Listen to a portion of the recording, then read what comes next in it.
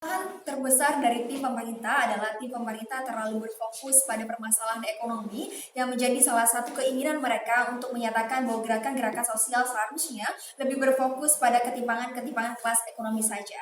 Yang dimana memang gerakan sosial terhadap sosial tetap harus mengkritisi ketimpangan kelas ekonomi, namun itu bukanlah menjadi poin utama karena sebagai aspek yang paling utama yang harus berfokus adalah masalah diskriminasi berbasis identitas yang dapat menyebabkan ketimpangan-ketimpangan yang lainnya.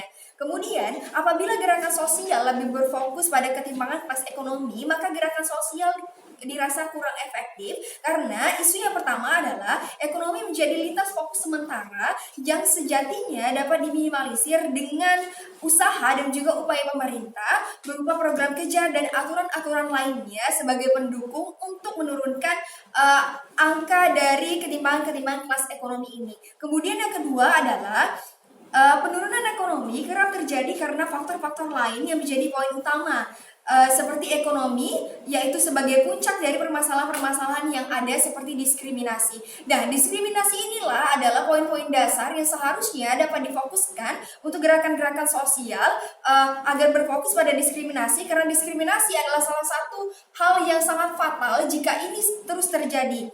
Kemudian juga hal ini dapat menggerus rasa nasionalisme seseorang. Kemudian isu yang ketiga adalah bahwasannya ketimpangan ekonomi saat ini bukanlah menjadi hal yang ditakutkan karena penerapannya hingga saat ini bahwasannya bangsa Indonesia sudah memahami bahwa saling bantu adalah salah satu hal yang paling efektif untuk mengurangi angka ketimpangan ekonomi tersebut. Oleh sebab itu, kami menanggapi hal tersebut dengan yakin dan percaya bahwa gerakan-gerakan sosial harusnya berfokus pada diskriminasi berbasis identitas. Alasan yang pertama adalah bahwasannya manusia adalah makhluk dengan segala individualitasnya, sehingga yang artinya setiap manusia memiliki ciri khas masing-masing, dan ini merupakan poin utama yang kerap kali tidak dapat dipahami oleh semua orang.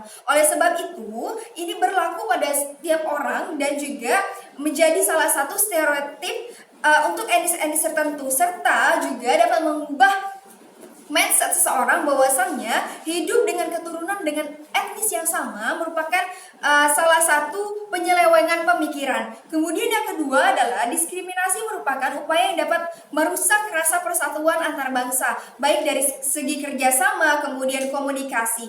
Dan saat ini status quo yang terjadi bahwasannya orang yang jenis pekerjaan haruslah diisi oleh kalangan-kalangan tertentu karena mereka dirasa lebih kompeten dengan etnis daripada etnis-etnis lainnya.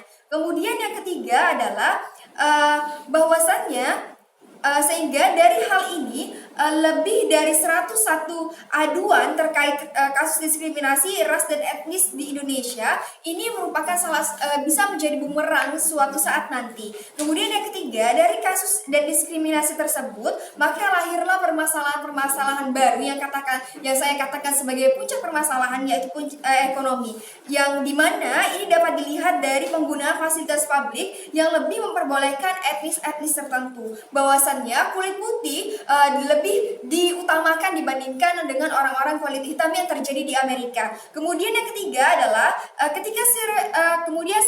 ketika stereotip ini atau pandangan negatif sudah menyentuh hati seseorang, maka secara psikologis untuk mengubah pemikiran dan mindset seseorang tersebut maka dirasa akan sangat sulit. Oleh sebab itulah maka kami sebagai tim oposisi menekankan bahwa pendidikan akan pemahaman tentang beragam etnis yang ada di Indonesia maupun di seluruh dunia merupakan hal yang paling utama dalam pembelajaran dan pendidikan. Oleh sebab itu, kami sebagai tim oposisi sangat bangga untuk menolak mosi kali ini. Terima kasih.